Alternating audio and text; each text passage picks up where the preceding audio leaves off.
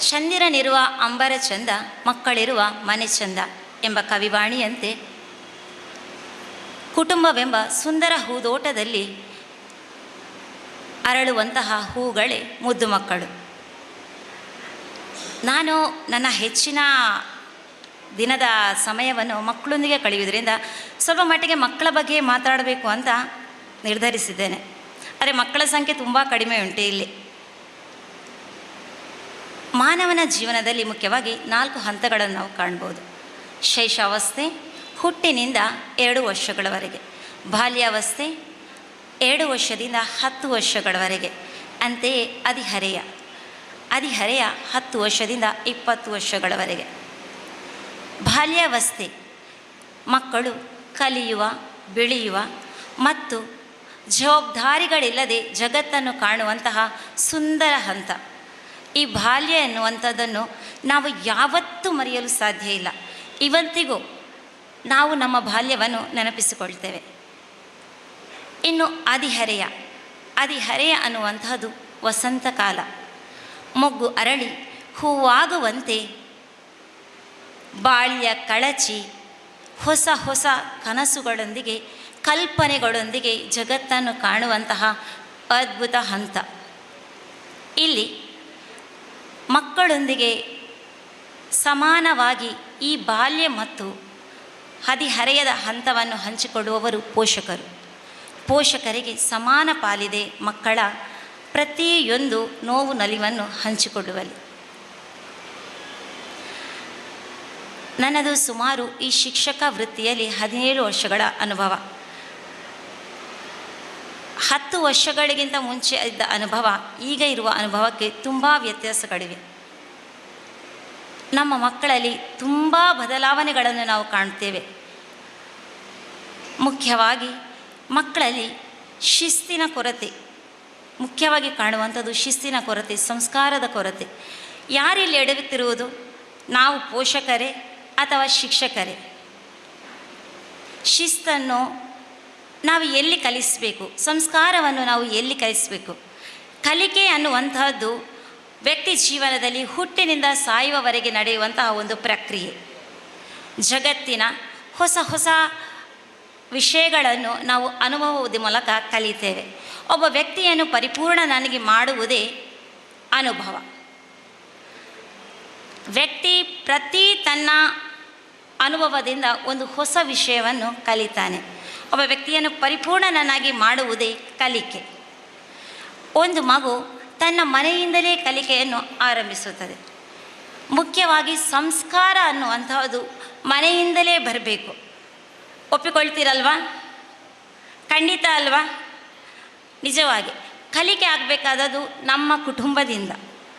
ಯಾರು ಇದಕ್ಕೆ ಮೂಲ ಸೂತ್ರಧಾರರು? ಮಕ್ಕಳಲ್ಲಿ ಕಲಿಕೆ ಆಗಲಿಕ್ಕೆ ನಾವು ಪೋಷಕರು. ಹೌದಲ್ವಾ? ಸರಿ, ಹೇಗೆ ಮಕ್ಕಳಲ್ಲಿ ಸಂಸ್ಕಾರ ಬೆಳೆಸಬೇಕು? ನಾನು ಹೆಚ್ಚಾಗಿ ನನ್ನ ಕೆಲಸಕ್ಕೆ ಹೋಗೋದು ಬಸ್ಸಲ್ಲಿ. ನಾನು ದಿನಾಲೂ ಒಂದು ನೋಡುವಂಥ ವಿಷಯ, ತುಂಬ ಕಾಲೇಜಿನ ಮಕ್ಕಳು ಸೀಟಲ್ಲಿ ಕೂತಿರ್ತಾರೆ. ಎಷ್ಟೋ ಏಜ್ ಆದವರು ಬರ್ತಾರೆ ಆ ಬೆಳಗ್ಗೆ. ಮಕ್ಕಳು ತಮ್ಮ ಮೊಬೈಲಲ್ಲೇ ಇರ್ತಾರೆ. ಅದನ್ನು ಬಿಟ್ಟು ಯಾರು ಬಂದರು, ನಮ್ಮ ಹತ್ರ ಯಾರು ನಿಂತಿದ್ದಾರೆ, ಒಂದು ಸಣ್ಣ ಮಗುವನ್ನು ಇಟ್ಕೊಂಡು ಬಂದರೂ ಆ ಸೀಟನ್ನು ಬಿಟ್ಟು ಕೊಡುವುದಿಲ್ಲ. ಇದು ನಮ್ಮಲ್ಲಿ ಆದ ಬದಲಾವಣೆ. ನಾವು ನಮ್ಮ ಮಕ್ಕಳನ್ನು ಬಾಲ್ಯದಿಂದಲೇ ತಿದ್ದಬೇಕು. ಹೇಗೆ ತಿದ್ದಬೇಕು? ಮನೆಯಲ್ಲಿ ಹೇಗೆ ಬರಬೇಕು ಹೇಳಿದರೆ, ಮಕ್ಕಳಿಗೆ ನಾವು ಹೆಚ್ಚಾಗಿ ಧಾರ್ಮಿಕ ಭಾವನೆಗಳನ್ನು ಬೆಳೆಸಬೇಕು ನಮ್ಮ ಮಕ್ಕಳಲ್ಲಿ. ಮುಖ್ಯವಾಗಿ ಭಜನೆ, ಧ್ಯಾನ. ಚಾಣಕ್ಯರು ಒಂದು ಮಾತು ಹೇಳ್ತಾರೆ. ಏನಂತ ಹೇಳಿದರೆ, ದಿನಕ್ಕೊಂದಾದರೂ ನಾವು ಶ್ಲೋಕವನ್ನು ಓದಲೇಬೇಕಂತೆ. ಒಂದು ಶ್ಲೋಕ ಸಾಧ್ಯ ಆಗದಿದ್ದರೂ ಮುಕ್ಕಾಲು ಅಲ್ಲದಿದ್ದರೂ ಅರ್ಧ ಭಾಗ, ಅರ್ಧ ಅಲ್ಲದಿದ್ದರೂ ಕಾಲು ಭಾಗವನ್ನಾದರೂ ನಾವು ದಿನದಲ್ಲಿ ಪಠಿಸಲೇಬೇಕು. ಇಲ್ಲದಿದ್ದರೆ ಮಾನವ ಜೀವನ ಅಪೂರ್ಣ. ಹೌದಲ್ವಾ? ನಮಗೆ ದಿನದಲ್ಲಿ 24 ಗಂಟೆಗಳ ಸಮಯ ಇದೆ. ಆ ಸಮಯದಲ್ಲಿ ಅರ್ಧ ಗಂಟೆ ನಾವು ಧಾರ್ಮಿಕತೆಯತ್ತ ಮೀಸಲಿಡೋಣ. ಪೋಷಕರಲ್ಲಿ ಒಂದು ಮನವಿ, ನಮ್ಮ ಮಕ್ಕಳಲ್ಲಿ ಸ್ವಲ್ಪ ಮಟ್ಟಿಗೆ ಧಾರ್ಮಿಕ ಭಾವನೆಯನ್ನು ಬೆಳೆಸೋಣ. ದಿನದಲ್ಲಿ ಅರ್ಧ ಗಂಟೆಯನ್ನು ಮಕ್ಕಳಿಗೆ ಭಜನೆಯ ಅಥವಾ ಶ್ಲೋಕ ಪಠಣವ ಇಂಥದ್ರಲ್ಲಿ ಇಡೋಣ. ನಾನು ನನ್ನ ವೃತ್ತಿ ಜೀವನದಲ್ಲಿ ತುಂಬ ಸಮಸ್ಯೆಗಳನ್ನು ನೋಡ್ತಾ ಇದ್ದೇನೆ. ಕಷ್ಟಪಟ್ಟು ಆರಿಸಿಕೊಂಡಂತಹ ವೃತ್ತಿ ಶಿಕ್ಷಕ ವೃತ್ತಿ ನನ್ನದು. ಆದರೆ ಇವತ್ತು ಯಾಕೋ ಎಲ್ಲೋ ನಾನು ತಪ್ಪು ಯೋಚನೆ ಮಾಡಿದ್ದೇನೋ ಅಂತ ಅನಿಸ್ತಾ ಇದೆ. ಯಾಕಂತ ಹೇಳಿದರೆ ಈ ಶಿಕ್ಷಕ ವೃತ್ತಿ ಇವತ್ತು ಸವಾಲಾಗಿದೆ ನಮಗೆ ಶಿಕ್ಷಕರಿಗೆ. ಶಾಲೆಯಲ್ಲಿ ಮಕ್ಕಳಲ್ಲಿ ಶಿಕ್ಷಕರ ಬಗ್ಗೆ ಗೌರವ ಇಲ್ಲ. ನಾನೊಂದು ಸಣ್ಣ ನನ್ನ ಜೀವನದಲ್ಲಿ ಆದಂಥ ಅನುಭವ ಹೇಳ್ತೇನೆ. ಇವಾಗಲೇ ಒಂದು 5-6 ತಿಂಗಳಿಂದ ಮುಂಚೆ ಒಬ್ಬ ವಿದ್ಯಾರ್ಥಿ ಇದ್ದಾನೆ ನನ್ನ ಕ್ಲಾಸಲ್ಲಿ. ತುಂಬ ಪೋಖ್ರಿ, ಹೇಳಿದ ಮಾತನ್ನು ಕೇಳುವುದಿಲ್ಲ. ಮನೆಯಿಂದ ತುಂಬ ಮುದ್ದು ಅವನ ಬಗ್ಗೆ. ಆ ಕ್ಲಾಸಲ್ಲಿ ಹೆಚ್ಚಾಗಿ ಸರಿಯಾಗಿ ಕೂತ್ಕೊಳ್ಳೋದಿಲ್ಲ. ನಾವು ಶಿಕ್ಷಕರಾಗಿ ಅವನನ್ನು ಶಿಕ್ಷಿಸಲೇಬೇಕು. ಏನೋ ಒಂದು ಪೆಟ್ಕೊಟ್ಟೆ ನಾನು ಮನೆಗೆ ಮುಟ್ಟಲಿಲ್ಲ. ನನಗೆ ಫೋನ್ ಬಂತು, ನೋಡಿ ಮೇಡಮ್, ನೀವು ನನ್ನ ಮಗನಿಗೆ ಹೊಡೆದಿದ್ದೀರಾ. ನನ್ನ ಮಗ ಅಂಥವಲ್ಲ, ಯಾವುದೇ ರೀತಿಯ ಉಪದ್ರ ಮಾಡುವವಲ್ಲ.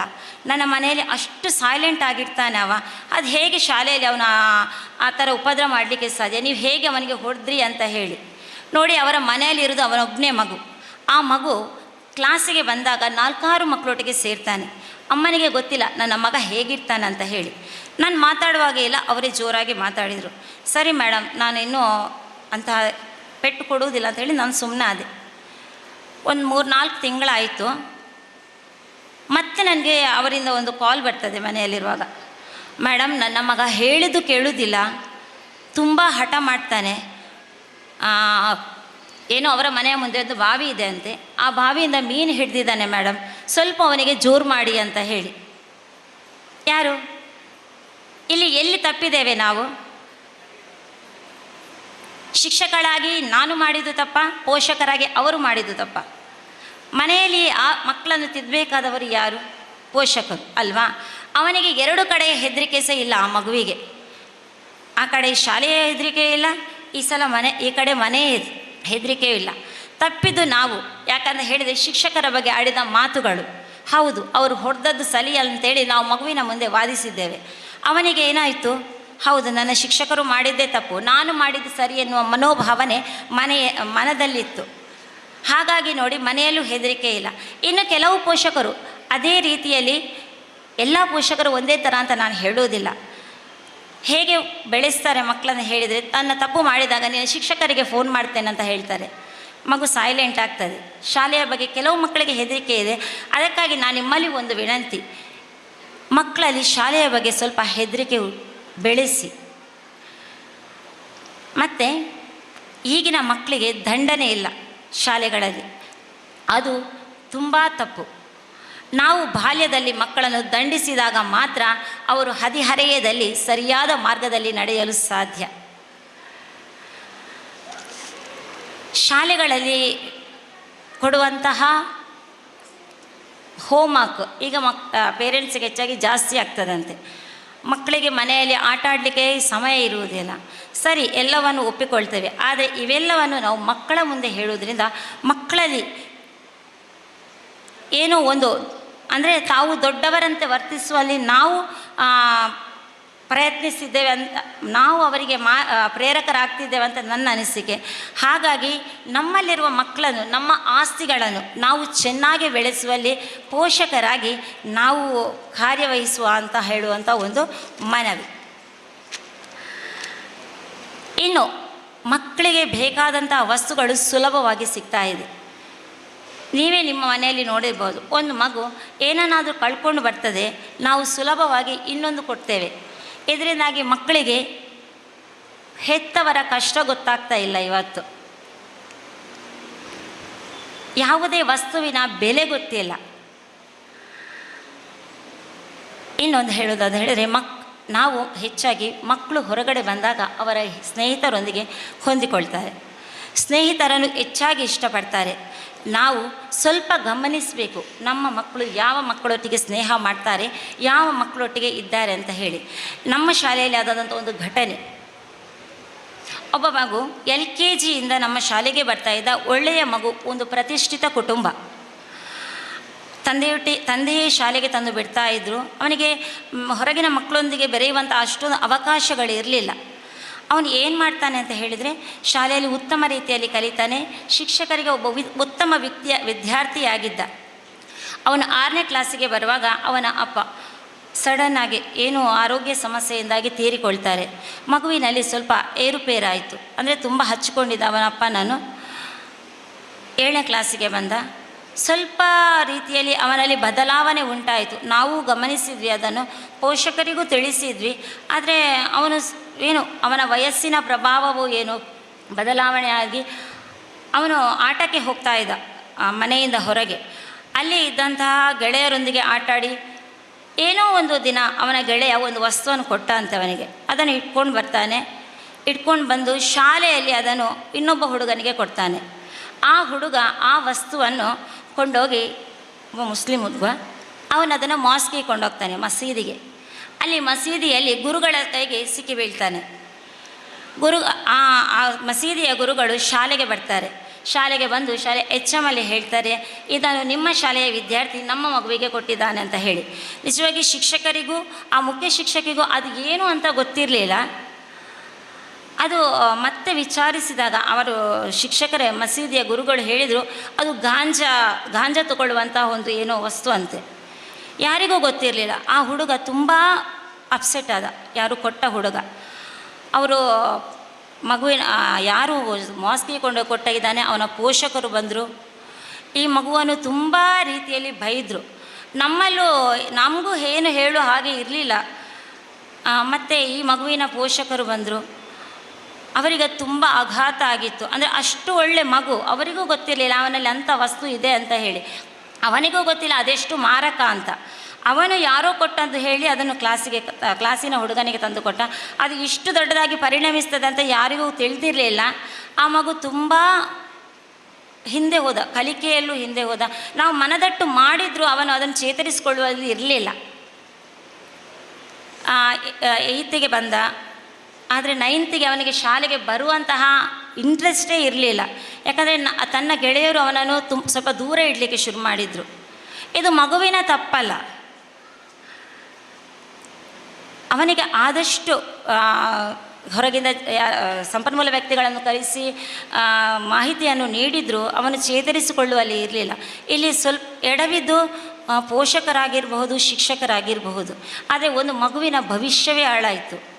ಯಾಕಂತ ಹೇಳಿದರೆ ಸ್ವಲ್ಪ ಗಮನ ಹರಿಸಬೇಕಿತ್ತು ಅವನ ಬಗ್ಗೆ. ಅವನು ಸೇರಿರುವಂತಹ ಯಾರೊಟ್ಟಿಗೆ ಸೇರಿದ್ದಾನೆ, ಯಾರೊಟ್ಟಿಗೆ ಹೋಗ್ತಾ ಇದ್ದಾನೆ, ಯಾರೊಟ್ಟಿಗೆ ಆಡ್ತಾ ಇದ್ದಾನೆ, ಯಾವ ಚಟುವಟಿಕೆಗಳಲ್ಲಿ ನಡೀತಾ ಇದೆ ಅಂತ ಹೇಳಿ. ಹೀಗಂತ ಮಕ್ಕಳು ಒಂದು ಜೀವನದಲ್ಲಿ ಏನಾದರೂ ಸಮಸ್ಯೆಗಳಾದಲ್ಲಿ ಕುಗ್ಗಿ ಹೋಗಬಾರ್ದು. ಕಹಿ ಘಟನೆಗಳು ಜೀವನದಲ್ಲಿ ನಡೆಯುವಂಥದ್ದೇ. ಅದನ್ನು ಎದುರಿಸಿ ನಿಲ್ಲುವಂತಹ ಶಕ್ತಿ ನಮಗೆ ಬೇಕು. ಇದಕ್ಕೆ ಒಂದು ಮುಖ್ಯವಾಗಿ ನಾನು ಹೇಳ್ತಾ ಇದ್ದೇನೆ. ಒಂದು ತಂದೆ ಮತ್ತು ಮಗಳು ಇದ್ಲಂತೆ. ಆ ಮಗುವಿಗೆ ಅಮ್ಮ ಇರಲಿಲ್ಲ. ಅಪ್ಪನೇ ತುಂಬ ಪ್ರೀತಿಯಿಂದ ಅವಳನ್ನು ಸಾಕಿದ್ರು. ಹೀಗೆ ಅವಳಿಗೂ ಇಂತಹ ಒಂದು ಕೆಲಸಕ್ಕೆ ಹೋಗ್ತಾ ಇದ್ಲು. ಆ ಕೆಲಸದ ಕಚೇರಿಯಲ್ಲಿ ಇಂಥದೇ ಒಂದು ಕಹಿ ಅನುಭವವಾಯಿತಂತೆ. ಒಂದು ದಿನ ಅವಳು ತನ್ನ ಅಪ್ಪ ಪ್ರೀತಿಯಿಂದ ಒಂದು ಸೀರೆಯನ್ನು ತಂದು ಕೊಟ್ಟಿದ್ರಂತೆ ಅವಳಿಗೆ. ಏನೋ ಅಲ್ಲಿ ಸಮಾರಂಭ ಇತ್ತು, ಹಾಕಿಕೊಂಡು ಹೋಗಿದ್ಲು ಆ ಸೀರೆಯನ್ನು. ತಾನು ಮಾರ್ಗದಲ್ಲಿ ಬರ್ತಾ ಇರಬೇಕಾದ್ರೆ ಯಾವೋ ಒಂದು ಗಾಡಿ ಹೋಗುವಾಗ ಆ ಗಾಡಿಯಿಂದ ಕೆಸರು ಅವಳ ಸೀರೆಗೆ ರಟ್ಟಿ ಅಲ್ಲೆಲ್ಲ ಕಲೆ ಐತಂತೆ ಆ ಸೀರೆಯಲ್ಲಿ. ಆದರೂ ಅವಳಿಗೆ ಆ ಸೀರೆಯನ್ನು ಬಿಸಾಡಲಿಕ್ಕೆ ಮನಸ್ಸಿರಲಿಲ್ಲ. ಯಾಕಂತ ಹೇಳಿದರೆ ತನ್ನ ಅಪ್ಪ ಪ್ರೀತಿಯಿಂದ ತಂದುಕೊಟ್ಟ ಸೀರೆ. ಅವಳು ಮನೆಗೆ ಬಂದು ಆ ಸೀರೆಯನ್ನು ತೆಗೆದು ಎಲ್ಲಿ ಎಲ್ಲ ಕಲೆಯಾಗಿದೆ ನೋಡಿ ಅಲ್ಲಿ ಎಲ್ಲ ಒಂದು ಬಣ್ಣಗಳನ್ನು ಹಾಕಿ ಅಲ್ಲಿ ಕೆಲವೊಂದು ಚಿತ್ರಗಳನ್ನು ಮಾಡ್ತಾಳಂತೆ. ಮತ್ತೆ ನೋಡಿದಾಗ ಆ ಸೀರೆ ತುಂಬ ಸುಂದರವಾಗಿತ್ತಂತೆ.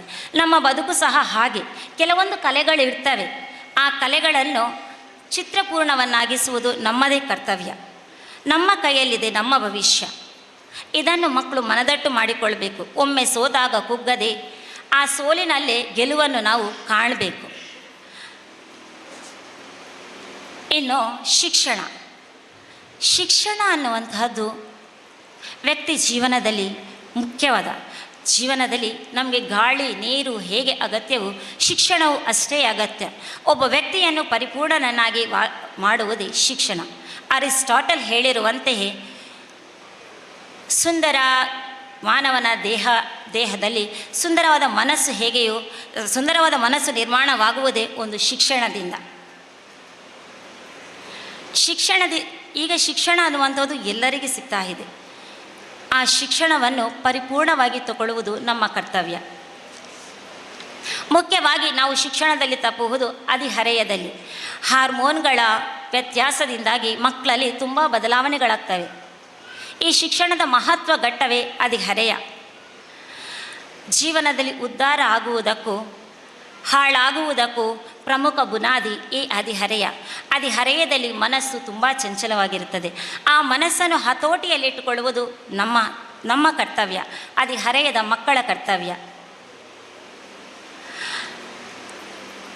ಹದಿಹರೆಯ ನಮ್ಮನ್ನು ಎಲ್ಲೆಲ್ಲೂ ಕರ್ಕೊಂಡು ಹೋಗ್ತದೆ. ಹದಿಹರೆಯದ ವಯಸ್ಸು. ಇದಕ್ಕೆ ಮುಖ್ಯವಾಗಿ ನಾನು ಹೇಳ್ತಾ ಇದ್ದೇನೆ, ನಮ್ಮದೇ ಇಲ್ಲಿ ಶಿಕ್ಷಣ ಸಂಸ್ಥೆ, ಹತ್ತಿರದ ಶಿಕ್ಷಣ ಸಂಸ್ಥೆ, ಅಲ್ಲಿ ವಾರ್ಷಿಕೋತ್ಸವ ಆಯಿತು ಮೊನ್ನೆ ಡಿಸೆಂಬರಲ್ಲಿ. ಒಂದು 4 ಮಕ್ಕಳು ವಾರ್ಷಿಕೋತ್ಸವ ಅಂತ ಹೇಳುವಾಗ ಶಾಲೆಯಲ್ಲಿ ಎಲ್ಲರೂ ಏನು ಬ್ಯುಸಿ ಇರ್ತೇವೆ ಕೆಲವೊಂದು ಕಾರ್ಯಕ್ರಮಗಳಲ್ಲಿ. ಶಿಕ್ಷಕರಾಗಿರ್ಬೋದು, ಶಾಲೆಯಲ್ಲಿ ಕೆಲಸ ಮಾಡುವ ಪ್ರತಿಯೊಬ್ಬರು ಅವರವರ ಕೆಲಸದಲ್ಲಿ ಬ್ಯುಸಿ ಇರ್ತಾರೆ. 10ನೇ ಕ್ಲಾಸಿನ ವಿದ್ಯಾರ್ಥಿಗಳು, 4-5 ವಿದ್ಯಾರ್ಥಿಗಳು, ತಿಳಿದಿರ್ಬೋದು ನಿಮಗೂ ಈ ವಿಷಯ.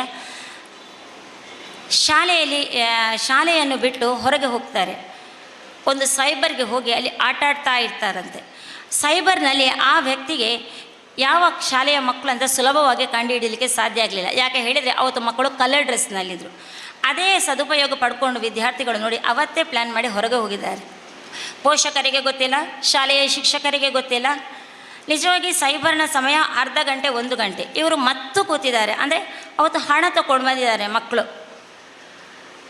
ಏನೋ ಆ ಸೈಬರ್ನ ಮುಖ್ಯಸ್ಥ ಮಕ್ಕಳನ್ನು ಮನವೊಲಿಸಿ ಕೇಳಿದಾಗ ಅವ್ರು ಹೇಳ್ತಾರಂತೆ, ನಾವು ಇಂಥ ಶಾಲೆಯ ವಿದ್ಯಾರ್ಥಿಗಳಂತೇಳಿ. HMಗೆ ಕಾಲ್ ಮಾಡ್ತಾರೆ, ನಿಮ್ಮ ಮಕ್ಕಳು ಹೀಗೆ ದಾರಿ ತಪ್ತಾ ಇದ್ದಾರೆ ಅಂತ ಹೇಳಿ. ಇದಕ್ಕೆ ಯಾರು ಹೊಣೆ ಹೇಳಿ? ಮಕ್ಕಳಿಗೆ ಹಣ ಎಲ್ಲಿಂದ ಬಂತು? ಅದನ್ನು ನಾವು ಸ್ವಲ್ಪ ಮಕ್ಕಳ ಬಗ್ಗೆ ಗಮನ ಇಟ್ಟುಕೊಳ್ಬೇಕು. ಹೆಚ್ಚಾಗಿ ನಾವು ಮಕ್ಕಳಿಗೆ ಹಣ ಕೊಡುವಂತಹ ಅವಕಾಶ ಇರಬಾರ್ದು. ನಾವು ಹೆಚ್ಚಾಗಿ ನೋಡ್ತೇವೆ, ಮಕ್ಕಳು ಹಣ ತರ್ತಾರೆ, ಅಂಗಡಿಗೆ ಹೋಗಿ ತಿಂತಾರೆ. ಇಂತಹ ಒಂದು ಅಭ್ಯಾಸ ಮಕ್ಕಳ ದೇಹಕ್ಕೂ ಒಳ್ಳೆಯದಲ್ಲ, ಆರೋಗ್ಯಕ್ಕೂ ಒಳ್ಳೆಯದಲ್ಲ. ಇನ್ನು ಇಲ್ಲಿ ಮಕ್ಕಳಿದ್ದಾರೆ ಸಾಧಾರಣವಾಗಿ 10ರಿಂದ 20 ವರ್ಷದವರೆಗಿನ ಮಕ್ಕಳು. ನಿಮ್ಮ ತಪ್ಪಲ್ಲ, ಇದು ನಿಮ್ಮ ಪ್ರಾಯದ ತಪ್ಪು. ಈ ಏಜಲ್ಲಿ ಸ್ವಲ್ಪ ನಾವು ನಮ್ಮನ್ನು ಹತೋಟಿಯಲ್ಲಿ ಇಟ್ಕೊಳ್ಬೇಕು. ನಿಮ್ಮಲ್ಲಿ ಹೆಚ್ಚಾಗಿ ಬರುವಂತಹದ್ದು, ನೀವು ಹೆಚ್ಚಾಗಿ ಪೋಷಕರ ಮಾತನ್ನು ಕೇಳಲಿಕ್ಕೆ ರೆಡಿ ಇರುವುದಿಲ್ಲ, ಹೌದಲ್ವಾ?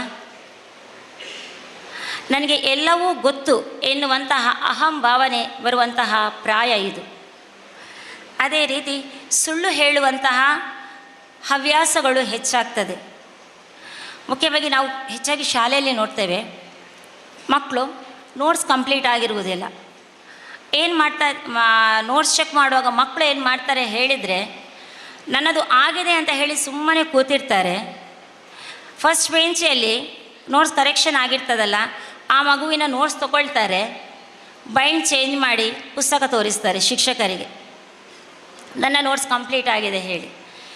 ಎಷ್ಟು ಸುಳ್ಳು ಹೇಳುವ ಮಟ್ಟಿಗೆ ನಮ್ಮ ಮಕ್ಕಳು ಬೆಳೆದಿದ್ದಾರೆ. ಇದನ್ನು ನಾವು ಮಕ್ಕಳಲ್ಲಿ ಈಗಲೇ ಕಡಿಮೆ ಮಾಡಬೇಕು. ನಾವು ಒಂದು ಮನೆಯಲ್ಲಿ ಗಿಡವನ್ನು ನೆಟ್ಟಾಗ ಅದಕ್ಕೆ ಬೇಕಾದಂತಹ ಗೊಬ್ಬರ ಹಾಕಿ ನೀರು ಹಾಕಿ ಬೆಳೆಸ್ತೇವೆ. ಅದೇ ರೀತಿ ಅದರ ಸುತ್ತಮುತ್ತಲು ಬರುವಂತಹ ಕಳೆಗಳನ್ನು, ಬೇಡವಾದ ಗಿಡಗಳನ್ನು ಕಿತ್ತು ಬಿಸಾಕ್ತೇವೆ, ಹೌದಲ್ವಾ? ಹಾಗೆಯೇ ನಮ್ಮ ಮಕ್ಕಳನ್ನು ಬೇಕಾದಂತಹ ಪೋಷಕಾಂಶಗಳನ್ನು ಕೊಟ್ಟು ಬೆಳೆಸ್ತೇವೆ. ಅದೇ ರೀತಿ ನಾವು ಗಮನಿಸ್ತಾ ಇರಬೇಕು, ನಮ್ಮ ಮಕ್ಕಳ ಸುತ್ತಮುತ್ತ ಯಾವ ಕಲೆ ಬೆಳೀತಾ ಇದೆ ಅಂತ ಹೇಳಿ ಅದನ್ನು ಅಲ್ಲಿಯೇ ತೆಗೆದು ಹಾಕಬೇಕು. ಅಂದರೆ ಮಕ್ಕಳಲ್ಲಿ ಬೆಳೆಯುವಂತಹ ಕೆಲವೊಂದು ದುರಭ್ಯಾಸಗಳು ಅಲ್ಲೇ ತೆಗೆದು ಹಾಕಿದರೆ ನಮಗೆ ಮುಂದೆ ಯಾವುದೇ ರೀತಿಯ ಮಕ್ಕಳು ಬೆಳೆಯುವಾಗ ಯಾವುದೇ ರೀತಿಯ ಕಷ್ಟಗಳು ಬರುವುದಿಲ್ಲ ಅಂತ ನನ್ನದೊಂದು ಅನಿಸಿಕೆ. ಇನ್ನು ಮಕ್ಕಳಿಗೆ ಪೋಷಕರ ಬಗ್ಗೆ ಪ್ರೀತಿ. ಮಕ್ಕಳೇ, ನಾನು ನಿಮಗೆ ಒಂದು ಹೇಳುವಂಥದ್ದು, ನಮ್ಮ ಜೀವನದಲ್ಲಿ ಪೋಷಕರು ನಮ್ಮ ಆಧಾರ ಸ್ತಂಭಗಳು. ದೇವರು ಕೊಟ್ಟಂತಹ ಕೊಡುಗೆ ಅಂತ ಹೇಳಿದರೆ ನಮ್ಮ ಪೋಷಕರು. ಪೋಷಕರು ಅದೆಷ್ಟೋ ಕನಸುಗಳನ್ನು ನಮಗೋಸ್ಕರ ತ್ಯಾಗ ಮಾಡ್ತಾರೆ. ನಮ್ಮ ಕನಸುಗಳನ್ನು ನಾವು ಮುಟ್ಟುವುದಕ್ಕೋಸ್ಕರ ಅವರು ತಮ್ಮ ಕನಸುಗಳನ್ನು ಬಲಿ ಕೊಡ್ತಾರೆ. ಅದಕ್ಕಾಗಿ ನಾವು ಪೋಷಕರನ್ನು ಪ್ರೀತಿಸೋಣ, ಗೌರವಿಸೋಣ. ಅವರೇ ನಮ್ಮ ಆಧಾರ ಸ್ತಂಭಗಳು. ಒಂದು ಆಧಾರ ಸ್ತಂಭ ಇಲ್ಲ ಅಂತ ಆದರೂ ನಮ್ಮ ಜೀವನ ನೆಟ್ಟಗೆ ನಿಲ್ಲಲಿಕ್ಕೆ ಸಾಧ್ಯ ಇಲ್ಲ. ನಮಗೆ ಏನಿದ್ರೂ ಒಂದು ಗಿಡಕ್ಕೆ ಹೇಗೆ ಅದಕ್ಕೆ ಬೇಕಾದಂತಹ ಪೌಷ್ಟಿಕ ಅಂದರೆ ನೀರು ಗೊಬ್ಬರ ಕೊಟ್ಟು ನಿಲ್ಲಿಸ್ತೇವೋ, ಹಾಗೆ ನಮ್ಮ ಹೆತ್ತವರು ಅವರ ಪ್ರೀತಿ,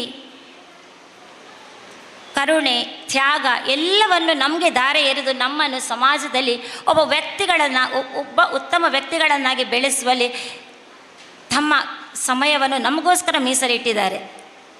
ಅದನ್ನು ಅರ್ಥ ಮಾಡಿಕೊಳ್ಳೋಣ. ಇನ್ನು ಒಂದು ಸಣ್ಣ ಕತೆ ಹೇಳ್ತೇನೆ ನಾನು. ಒಬ್ಬ ಮಗು ಇರ್ತಾನೆ, ಸುಂದರವಾದ ಸಂಸಾರ, ಅಪ್ಪ ಅಮ್ಮ ಮಗು. ಈಗ ಹೆಚ್ಚಾಗಿ ನಾವು ನೋಡಬಹುದು, ಶಾಲೆಗೆ ಕಳಿಸುವಾಗ ಈಗ ಹೆಚ್ಚಾಗಿರುವಂಥದ್ದು ವರ್ಕಿಂಗ್ ಪೇರೆಂಟ್ಸೇ. ಅದೇ ಮನೆಯಲ್ಲಿರುವ ಪೇರೆಂಟ್ಸ್ ಮಗು ಶಾಲೆಗೆ ಹೋಗುವಾಗ ಆ ಮಗುವನ್ನು ವ್ಯಾನಿನವರೆಗೆ ತಂದು ಬಿಡ್ತಾರೆ. ಸಂಜೆ ಬರುವವರೆಗೆ ಕಾಯ್ತಾ ಇರ್ತಾರೆ. ಗೇಟ್ ಹತ್ರದಿಂದಲೇ ಮಗುವನ್ನು ತಗೊಂಡು ಮನೆಗೆ ಹೋಗ್ತಾರೆ, ಆ ಬ್ಯಾಗ್ ಅದನ್ನೆಲ್ಲ ಕ್ಯಾರಿ ಮಾಡಿಕೊಂಡು. ಆದರೆ ಇಲ್ಲಿ ಇದ್ದಂಥ ಒಂದು ಮಗು ಅಮ್ಮನನ್ನು ತುಂಬ ತಿರಸ್ಕರಿಸ್ತಾ ಇತ್ತಂತೆ. ನೀನು ಬರಬೇಡ, ನನ್ನ ಎದುರು ಬರಬೇಡ, ನನ್ನ ನೋಡಬೇಡ, ನನ್ನಲ್ಲಿ ಮಾತಾಡಬೇಡ, ನನ್ನ ಶಾಲೆಗೆ ಬರಬೇಡ, ನನ್ನನ್ನು ಗೇಟ್ ಹತ್ರ ಬಿಡಲಿಕ್ಕೆ ಬಿಡಬೇಡ ಅಂಥೇಳಿ. ಅಮ್ಮನಿಗೆ ಇದು ತುಂಬ ನೋವಾಗಿತ್ತು, ನನ್ನ ಮಗ ಯಾಕೆ ಹೀಗೆ ಮಾಡ್ತಾ ಇದ್ದಾನೆ ಅಂತ ಹೇಳಿ. ಒಂದು ದಿನ ಅವರ ಶಾಲೆಯಲ್ಲಿ ವಾರ್ಷಿಕೋತ್ಸವ ಇತ್ತು. ಮಗುವಿಗೂ ಕೆಲವೊಂದು ಸಾಂಸ್ಕೃತಿಕ ಕಾರ್ಯಕ್ರಮ ಇತ್ತು. ಮಗು ಹೇಳ್ತಾನಂತೆ, ಇವತ್ತು ನೀನು ಬರಬಾರ್ದು ನನ್ನ ಶಾಲೆಗೆ, ಅಮ್ಮ ಮಾತ್ರ ಬರಬೇಕು ಹೇಳಿ. ಅಮ್ಮನಿಗೆ ತುಂಬ ನೋವಾಯಿತು, ನನ್ನ ಮಗ, ನಾನು ಸಾಕಿದ ಮಗ ಯಾಕೆ ಹೀಗೆ ಆಡ್ತಿದ್ದಾನೆ ಅಂತ ಹೇಳಿ. ಆದರೆ ಅಪ್ಪ ಹೇಳ್ತಾರಂತೆ, ನೀನು ಸಮಾಧಾನ ಮಾಡ್ಕೊ, ಮೊದಲಿಗೆ ನಾನು ಹೋಗ್ತೇನೆ, ಆಮೇಲೆ ನೀನು ಬಾ ಅಂತ ಹೇಳಿ. ಹಾಗೆ ಅಮ್ಮ ಹೋಗ್ತಾರೆ ಸಮಾರಂಭಕ್ಕೆ. ಹೋಗಿ ಕೊನೆಯ ಅಲ್ಲಿ ಕೂತ್ಕೊಳ್ತಾರಂತೆ. ಮಗ ಸ್ಟೇಜಿಗೆ ಹೋಗ್ತಾನೆ, ಏನೋ ಹಾಡು ಹಾಡಲಿಕ್ಕೆ ಹೋಗ್ತಾನಂತೆ. ಅಲ್ಲಿಂದ ಅಮ್ಮನನ್ನು ನೋಡ್ತಾನೆ. ಅವನಿಗೆ ಅಲ್ಲೇ ಕೋಪ ಬರ್ತದೆ, ನಾನು ಬರಬೇಡ ಅಂತ ಹೇಳಿದ್ದೇನೆ, ಆದರೂ ನನ್ನ ಅಮ್ಮ ಬಂದಿದ್ದಾರೆ ಅಂತ ಹೇಳಿ. ಅವನ ಕಾರ್ಯಕ್ರಮವನ್ನು ಮುಗಿಸಿ ಸೀದಾ ಹೋಗಿ ಅಮ್ಮನ ಹಿಂದಿನ ಚೇರಲ್ಲಿ ಕೂತ್ಕೊಳ್ತಾನಂತೆ. ಅಮ್ಮನ ಹತ್ತಿರ ಕೂತು ಅವರು ಹೀಗೆ ಮಾತಾಡ್ತಾ ಇರ್ತಾರಂತೆ, ನಿಮ್ಮ ಮಗ ಯಾವ ತರಗತಿಯಲ್ಲಿ ಕಲಿತಾ ಇರುವುದು ಹೇಗೆ ಅಂತ ಹೇಳಿ. ಅವನು ಹೇಳ್ತಾನಂತೆ, ಆ ಹೆಂಗಸು ಹೇಳ್ತಾರೆ, ನನ್ನ ಮಗ ಇದೇ ಶಾಲೆಯಲ್ಲಿ ಕಲಿಯುವಂಥದ್ದು. ಮಗನ ಪರಿಚಯ ಮಾಡಿಕೊಡ್ತಾರೆ. ಅವರ ಮುಖದಲ್ಲಿ ಒಂದು ಕಲೆ ಇತ್ತಂತೆ. ಆ ಹೆಂಗಸು ಕೇಳ್ತಾರೆ, ನಿಮ್ಮ ಮುಖದಲ್ಲಿ ಒಂದು ದಟ್ಟವಾದ ಕಲೆ ಇದೆ ಅಲ್ಲ, ಆ ಕಲೆ ಹೇಗಾಯಿತು ಅಂತ ಹೇಳಿ, ಏನಾಯಿತು ನಿಮಗೆ ಅಂತ ಹೇಳಿ. ಆಗ ಅಮ್ಮ ಹೇಳ್ತಾರಂತೆ, ನಾನು ನನ್ನ ಮಗ ಸಣ್ಣದಿರುವಾಗ ಒಂದು ಸಲ ನಮ್ಮ ಮನೆಗೆ ಬೆಂಕಿ ಹತ್ತಿತು. ನಾನು ಮಗುವನ್ನು ಮಲಗಿಸಿ ನನ್ನ ಕೆಲಸದಲ್ಲಿದ್ದೆ. ನಾನು ಹೊರಗೆ ಬರಬೇಕಾದ್ರೆ ಅಲ್ಲಿದ್ದ ಕಂಬಕ್ಕೆ ಬೆಂಕಿ ಹತ್ತಿಕೊಂಡಾಗಿತ್ತು, ಅದೇನೇನು ಬೀಳುವ ಸ್ಥಿತಿಯಲ್ಲಿತ್ತಂತ ಹೇಳಿ. ಆಗ ಅಮ್ಮ ತನ್ನ ಮಗುವನ್ನು ಕಾಪಾಡಲಿಕ್ಕೆ ಬೇಕಾಗಿ ಹೋಗುವಾಗ ಆ ಕಂಬ ನನ್ನ ಮೇಲೆ ಬಿದ್ದು ನನ್ನ ಅರ್ಧ ಮುಖ ಸುಟ್ಟು ಹೋಯಿತು ಅಂತ ಹೇಳ್ತಾರಂತೆ. ಅಂದರೆ ತನ್ನ ಮಗುವಿಗೆ ಏನಾಗಬಾರ್ದು ಅಂತ ಹೇಳಿ ಆ ಕಷ್ಟವನ್ನು ತಾಯಿ ತನ್ನಲ್ಲಿ ಎಳೆದುಕೊಂಡಿದ್ಲು. ಇದನ್ನು ಕೇಳಿದ ಮಗು ಕರಗಿ ಹೋಗ್ತಾನಂತೆ. ನನ್ನಮ್ಮ ನನಗಾಗಿ ಕಷ್ಟಪಟ್ಟದು, ತನಗಾಗಿ ತನ್ನ ಸುಂದರ ರೂಪವನ್ನೇ ಕಳ್ಕೊಂಡಿದ್ದಾಳೆ. ಅವತ್ತವನಿಗೆ ಗೊತ್ತಾಯಿತು ಅಮ್ಮನ ಬೆಲೆ ಏನು ಅಂತ ಹೇಳಿ. ಹೀಗೆ ನಾವು ನಮ್ಮ ಅಪ್ಪ ಅಮ್ಮಂದಿರಿಗೆ ಎಷ್ಟು ಕಷ್ಟ ಇದ್ದರೂ ನಮ್ಮ ಆಸೆಗಳನ್ನು ಪೂರೈಸಿಕೊಳ್ಳಿಕ್ಕೆ ತುಂಬ ಕಾಡಿಸ್ತೇವೆ, ಪೀಡಿಸ್ತೇವೆ, ಹೌದಲ್ವಾ? ಅವರು ತಮ್ಮ ಅಮೂಲ್ಯವಾದ ಸಮಯಗಳನ್ನೆಲ್ಲ ನಮಗೆ ದಾರೆ ಎರೀತಾರೆ. ಹೆಚ್ಚಾಗಿ ನಾವೀಗ ನೋಡ್ಬೋದು, ಅಪ್ಪ ಅಮ್ಮ ಇಬ್ಬರು ಕೆಲಸ ಮಾಡುವವರೇ. ಯಾಕಾಗಿ? ನಮಗಾಗಿ, ಮಕ್ಕಳಿಗಾಗಿ, ಮಕ್ಕಳ ಜೀವನಕ್ಕಾಗಿ. ನಮ್ಮ ಪೋಷಕರು ಹೇಳಿಕೊಟ್ಟಂತಹ ಮಾತುಗಳನ್ನು ಪಾಲಿಸಬೇಕು. ಜೀವನದ ಆದರ್ಶಗಳನ್ನು ನಾವು ನಮ್ಮಲ್ಲಿ ಬೆಳೆಸಿಕೊಳ್ಬೇಕು. ಹೀಗೆ ಇನ್ನೊಂದು ಉದಾಹರಣೆ ಹೇಳ್ತೇನೆ ನಾನು ನಿಮಗೆ ಮಕ್ಕಳೇ. ಒಬ್ಬ ಅಪ್ಪ ಮಗಳು ಇರ್ತಾಳಂತೆ. ಅಪ್ಪ ಮುದ್ದಿನಿಂದ ಸಾಕಿರ್ತಾರೆ ಮಗಳನ್ನು. ಮಕ್ಕಳಿಗೆ ಬೇಕಾದಂತಹ ಎಲ್ಲ ಅವಶ್ಯಕತೆಗಳನ್ನು ಪೂರೈಸ್ತಾ ಇರ್ತಾಳೆ. ಸಣ್ಣದಿರುವಾಗ ಸಣ್ಣ ಪುಟ್ಟ ವಸ್ತುಗಳನ್ನು ಅಪ್ಪನಲ್ಲಿ ಕೇಳ್ತಾ ಇರ್ತಾಳೆ. ಸ್ವಲ್ಪ ದೊಡ್ಡದಾಗ್ತಾಳೆ. ದೊಡ್ಡದಾದ ಮೇಲೆ ದೊಡ್ಡ ದೊಡ್ಡ ವಸ್ತುಗಳು, ಮೊಬೈಲ್ ಆಗಿರಬಹುದು, ಇಂಥ ಬೇರೆ ಬೇರೆ ವಸ್ತುಗಳ ಬಗ್ಗೆ ಬೇಡಿಕೆ ಇಟ್ಟಾಗ ತಂದೆ ತಂದು ಕೊಡ್ತಾ ಇದ್ದಾರೆ. ತನ್ನ ಶಕ್ತಿ ಮೀರಿ ಕೆಲಸ ಮಾಡಿ ವಸ್ತುಗಳನ್ನು ತಂದು ಕೊಡ್ತಾಳೆ. ಅದೇ ಅವಳು ಡಿಗ್ರಿ ಕಾಲೇಜ್ಗೆ ಮುಟ್ಟುವಾಗ ಸ್ಕೂಟಿ ಬೇಕಂತ ಹೇಳ್ತಾಳಂತೆ ಅಪ್ಪನಲ್ಲಿ. ಅದು ಅಪ್ಪನಿಗೆ ಸ್ವಲ್ಪ ಮಟ್ಟಿನ ಭಾರವೇ ಆಯಿತು. ಯಾಕಂದರೆ ಸಣ್ಣ ಮೊತ್ತದ ವಸ್ತು ಅಲ್ಲ ಅದು. ಏನು ಹಣ ಹೊಂದಿಸಿ ಕೊಡ್ತೇನೆ ಅಂತ ನಿರ್ಧಾರದಲ್ಲಿದ್ದರು ಅಪ್ಪ. ಆದರೆ ಮಗಳೇನು ಮಾಡ್ತಾಳೆ ಹೇಳಿದ್ರೆ, ತಂದೆಗೆ ಕಾಲಾವಕಾಶ ಕೊಡ್ತಾಳೆ, ಇಷ್ಟು ದಿನದೊಳಗೆ ನನಗೆ ಬೇಕು ಅಂತ ಹೇಳಿ. ಆದರೆ ಅಪ್ಪನಿಗೆ ಅವತ್ತು ತೆಗೆದುಕೊಡ್ಲಿಕ್ಕೆ ಆಗಲಿಲ್ಲ. ಅದಕ್ಕೆ ಏನು ಮಾಡ್ತಾಳೆ, ಕೋಪದಲ್ಲಿ ಬಾಗಿಲು ಹಾಕಿ ಮಲಗ್ತಾಳಂತೆ. ಅಪ್ಪ ಸುಮಾರು ಮಧ್ಯರಾತ್ರಿ 12 ಗಂಟೆಯ ಹೊತ್ತಿಗೆ ಬಾಗಿಲು ಬಡಿತಾರೆ, ಮಗಳೇ ಒಮ್ಮೆ ಬಾಗಿಲು ತೆಗಿ ಅಂತ ಹೇಳಿ. ಆದರೆ ಅವಳಿಗೆ ಸ್ಕೂಟಿ ಸಿಗಲಿರುವಂತಹ ಕೋಪ ಅಪ್ಪನಲ್ಲಿ. ಅವಳು ಏನು ಮಾಡ್ತಾಳೆ, ಬಾಗಿಲು ತೆಗೆಯುವುದಿಲ್ಲ. ಮರುದಿನ ಬೆಳಗ್ಗೆ ಬಂದು ನೋಡ್ತಾಳೆ, ಅಪ್ಪ ಸೋಫಾದಲ್ಲಿ ಮಲಗಿದ್ರು. ಎಷ್ಟೇ ಬಾರಿ ಎಬ್ಬಿಸಿದ್ರು ಅಪ್ಪ ಏಳೇ ಇಲ್ಲ. ಯಾಕಂತ ಹೇಳಿದರೆ ಎದೆ ನೋವಿನಿಂದ ಅಪ್ಪ ಈ ಲೋಕವನ್ನೇ ತ್ಯಜಿಸಿದರು. ಮಕ್ಕಳೇ, ನಮ್ಮ ಹೆತ್ತವರು ನಮಗೆ ಪ್ರಮುಖರು. ಅವರನ್ನು ಪ್ರೀತಿಯಿಂದ ನೋಡಿ, ಅವರ ಮಾತುಗಳನ್ನು ಪಾಲಿಸಿ. ಮನುಷ್ಯ ಶ್ರೇಷ್ಠನಾಗುವುದು ಹುಟ್ಟಿನಿಂದಲ್ಲ, ಅವನ ಕಾರ್ಯದಿಂದ. ಸುಂದರ ಕನಸುಗಳನ್ನು ಹೊತ್ತಿರುವ ನಿಮ್ಮ ಪೋಷಕರ ಕನಸುಗಳನ್ನು ನನಸಾಗಿಸಿ, ಸಮಾಜದಲ್ಲಿ ಹಿರಿಯರಿಗೆ ವಿಧೇಯರಾಗಿ, ಕಿರಿಯರಿಗೆ ಮಾರ್ಗದರ್ಶಕರಾಗಿ ನಿಮ್ಮ ಜೀವನವನ್ನು ಉತ್ತಮವಾಗಿಸಿ ಎಂದು ಹೇಳುತ್ತಾ ನನ್ನ 2 ಮಾತುಗಳನ್ನು ಮುಗಿಸುತ್ತೇನೆ. ಅವಕಾಶಕ್ಕಾಗಿ ಧನ್ಯವಾದಗಳು.